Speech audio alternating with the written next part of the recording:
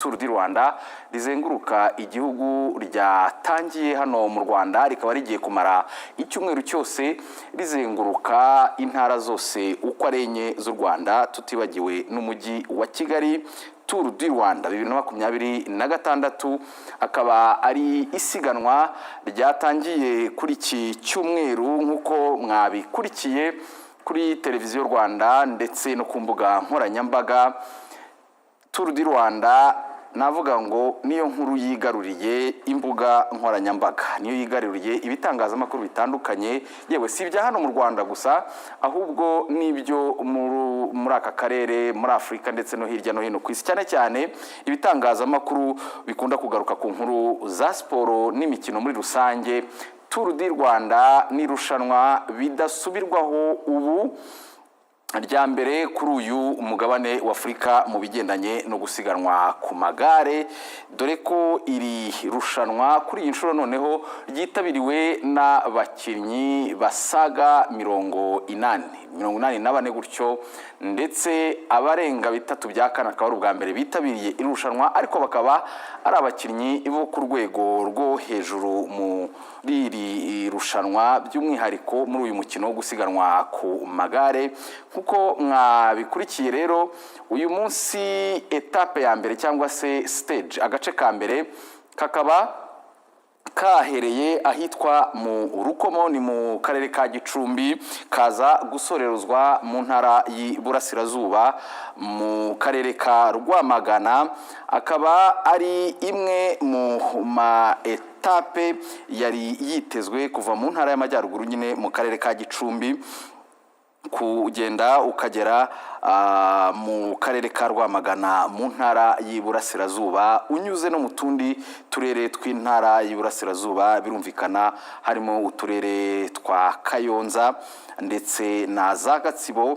Byumvikana rero ko ari irushanwa ryatangiranye n'abakinnyi batari bakeya, ariko n'amakipe yaturutse hirya no hino ku isi.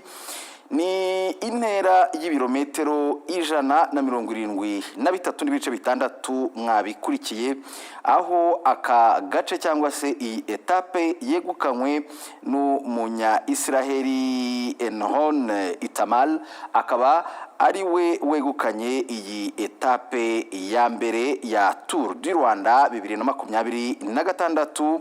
Irushanwa ryatangiye ku muvuduko, ariko nkuko mwanabikurikiye umuvuduko ryatangiranye ukaba wanagiye uko mu nkokora n'imvura yaguye hirya no hino mu gihugu, ariko bikaba bitabujije abasiganwa gukomeza guhatana kugera uyu munya Israeli Itamal ukinira ikipe ya NSN Development Team yo mu Busuwisi, yegukanye aka gace ka mbere ka Tour du Rwanda 2026. Agace nkuko nari mbivuze katangiriye mu karere ka Gicumbi, Rukomo, gasorezwa i Rwamagana mu ntara y'Iburasirazuba. Kuri iyi ntera rero ya kilometero 173 bikaba byitezwe ko Tour du Rwanda izakomeza ku munsi w'ejo, ndetse ikazasozwa tariki ya mbere z'ukwezi gutaha, ni ku cyumweru gitaha. Iri rushanwa akaba ari bwo rizasozwa hano mu mujyi wa Kigali. Abanyakigali rero n'abari hirya no hino mu gihugu bakaba bahishiwe, ndetse bakaba bazakomeza gukurikirana ibi birori by'igare. Ni nyuma y'uko nkuko mubizi umwaka ushize u Rwanda rwari rwakiriye shampiyona y'isi y'amagare UCI.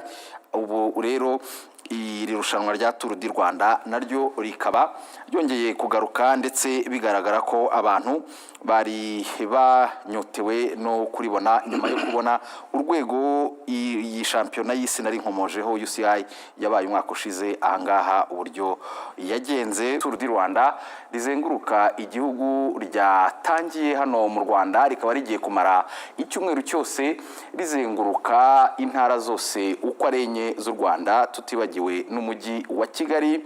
Tour du Rwanda 2026, akaba ari isiganwa ryatangiye kuri iki cyumweru nk'uko mwabikurikiye kuri televiziyo Rwanda ndetse no ku mbuga nkoranyambaga. Tour du Rwanda navuga ngo niyo nkuru yigaruriye imbuga nkoranyambaga, niyo yigaruriye ibitangazamakuru bitandukanye, yewe si ibya hano mu Rwanda gusa ahubwo n'ibyo muri aka karere, muri Afurika ndetse no hirya no hino ku isi, cyane cyane ibitangazamakuru bikunda kugaruka ku nkuru za siporo n'imikino muri rusange.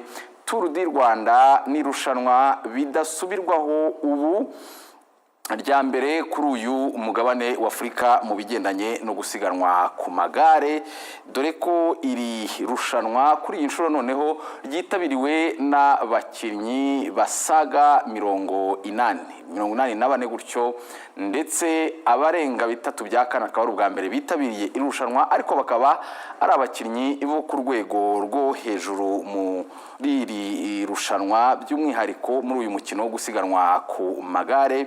Kuko mwabikurikiye rero, uyu munsi etape ya mbere cyangwa se stage, agace ka mbere kakaba kahereye ahitwa mu Rukomo, ni mu karere ka Gicumbi, kaza gusorerezwa mu ntara y'Iburasirazuba mu karere ka Rwamagana.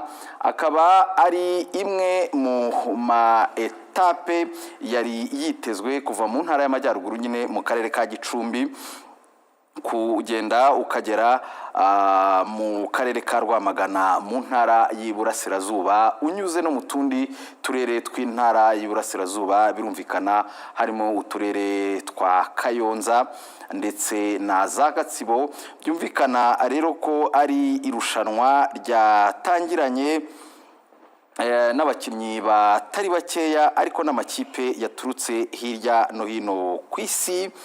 Ni intera y'ibirometero 173.6 mwabikurikiye, aho aka gace cyangwa se iyi etape yegukanywe n'umunya Israeli Enhon Itamal, akaba ari we wegukanye iyi etape ya mbere ya Tour du Rwanda 2026.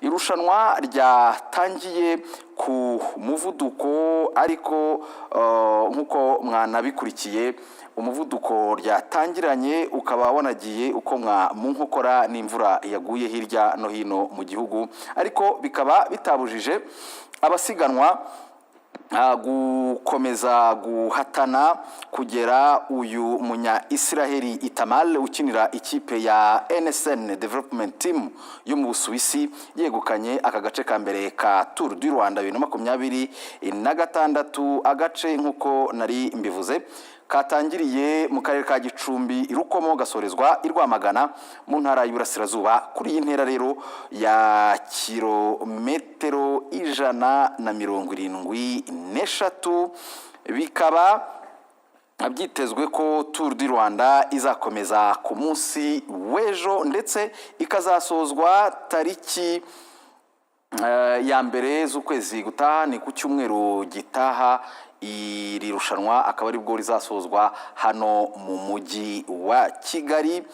Abanyakigali rero n'abari hirya no hino mu gihugu bakaba bahishiwe, ndetse bakaba bazakomeza gukurikirana ibi birori by'igare. Ni nyuma y'uko nkuko mubizi umwaka ushize u Rwanda rwari rwakiriye shampiyona y'isi y'amagare UCI. Ubu rero iri rushanwa rya Tour du Rwanda naryo rikaba ryongeye kugaruka, ndetse bigaragara ko abantu bari banyotewe no kuribona nyuma yo kubona urwego iyi shampiyona y'isi nari nkomojeho UCI yabaye umwaka ushize ahangaha uburyo yagenze.